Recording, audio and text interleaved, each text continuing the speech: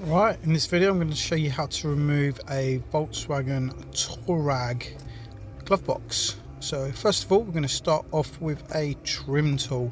With the trim tool, we're just going to pry up on the end of this silver trim, and as you can see, we just work our way along, and just there's a number of little clips that we just pop off, and this goes all the way across under the screen. Unclip all of that all the way across, and then you can lift this trim. There's a little hooky bit just here, just need to slide it and unhook it. There it is, and then you can just take that trim off out the way. With that trim out the way, I'm going to get a T20 and I'm going to undo the screws along that one there. There's another one here, and there's another one underneath the screen, and there'll be some more.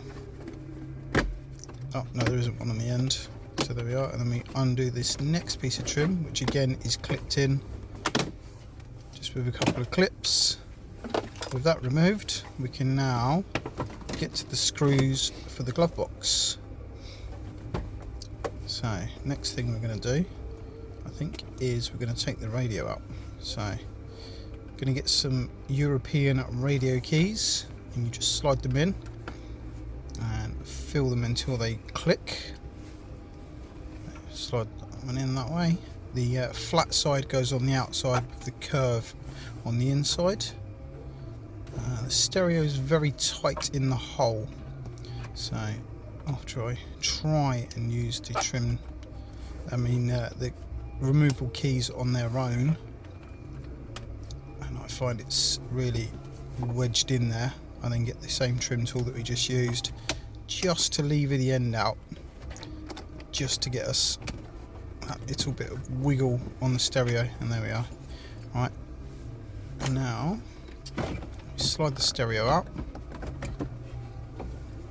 Because there's no head unit in the centre of the dash, this is your car radio, just in a unit.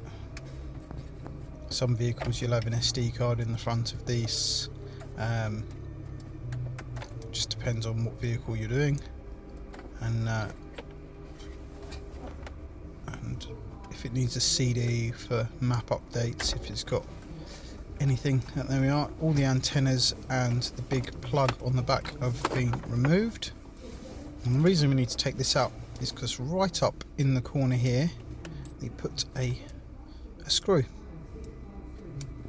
You see me coming up under here. There we are, and that T20 is just up there.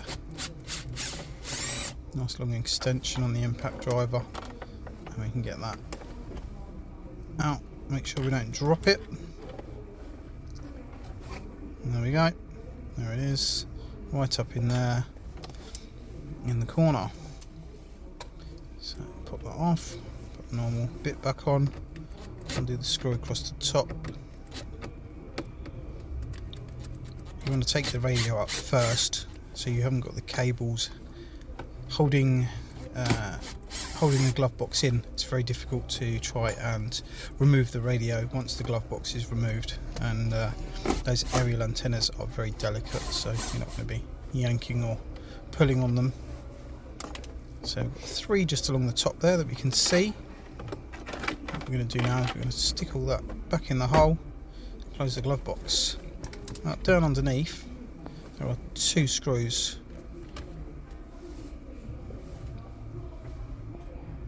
Again, just gone to grab something. Oh, yeah, you've got to undo the under tray. So there's a couple of small 8mm bolts hold the plastic under tray under here. So there's three 8mm bolts that you have to undo along the front. So them removed, and then there's two plastic twist clips a little bit further back, which you just have to twist off. You can do that with your fingers. Just trying to find them. There's one in the back sort of right hand side and one more in the centre. So you just undo that twist clip there, and there's another twist clip just here.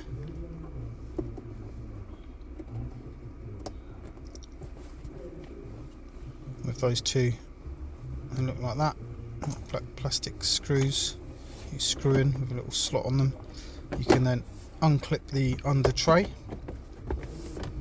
and remove the light. You might want a small pick or a small screwdriver just to help you undo the little connector, and you can take the under dash panel out the way.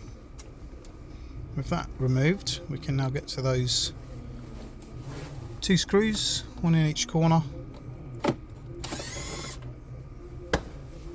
one there and one under here. These are standard screws in all of the positions throughout the car, so you don't have to replace them in any particular place. Drop them in the cup holder, and in the cup holder. Right, now we're ready to pop the glove box out. It's holding it. I'm looking at it going, what have I forgotten? Have I forgotten something? Why is it tight? I'm wiggling it, and there we are. It was just on a pushed in like tab. Now that we can remove the interior glove box interior light, which just has a little push tab, and slide the connector off. But I think I grab a pick,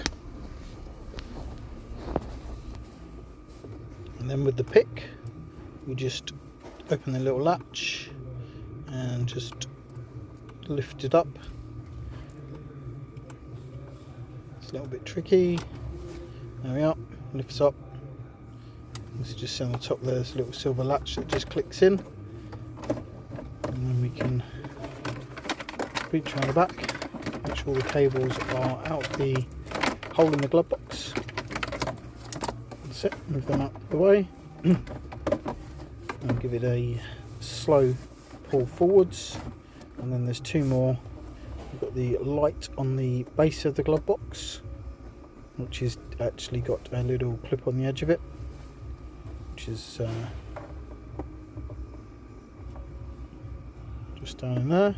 So I use my pick as I've got it in my hand, just unclip that.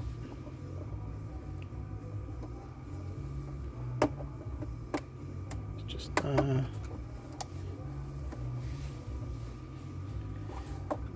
Any second now. We've also got the switch for the glove box arm, so when the glove box comes down the light comes on. So it's just a couple of little connectors, working it out so I can get some more access. It's just a little bit tricky, very small plugs and not very easy to undo tabs on the plugs.